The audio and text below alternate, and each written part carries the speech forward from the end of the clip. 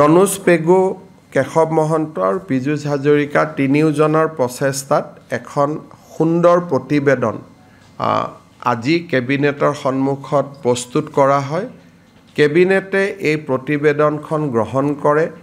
মন্ত্ৰীসভাৰ তিনিওগৰাকী গোটৰ সদস্যক ধন্যবাদ জনায় আৰু আমি আশা কৰোঁ যে এই প্ৰতিবেদনখনে আমাৰ 6 জনগোষ্ঠীৰ আশা আকাংক্ষাক প্ৰতিনিধিত্ব কৰিব পাৰিব আৰু সমান্তৰালভাৱে বৰ্তমানৰ জনজাতি লোকসকলৰো কোনো ক্ষতি নোহোৱাকৈ বা তেওঁলোকৰ কোনো অসুবিধা নোহোৱাকৈ আমি এই 6 জনগোষ্ঠীৰ আশা আকাংক্ষা পূৰণ কৰিব পাৰিম।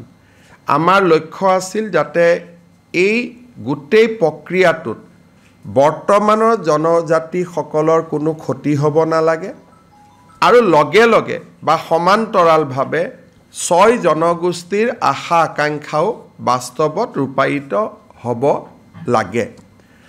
মই বিশ্বাসী যে অসমৰ কঠিন পৰিৱেশৰ মাজত এটা ভাৰসাম্য বজাই ৰাখি মন্ত্ৰীসভাৰ গোটে যিখন প্ৰতিবেদন দাখিল কৰিছে সি নিশ্চিতভাৱে আমাৰ সকলোৰে আশা আকাংক্ষাক প্ৰতিনিধিত্ব কৰিব পাৰিব। বিধানসভা চলি থকাৰ কাৰণে এই প্ৰতিবেদনখন আমি সাংবাদিকসকলৰ হাতত দিব বিচৰা নাই, যদিও কেবিনেটে তাক অনুমোদন জনায়।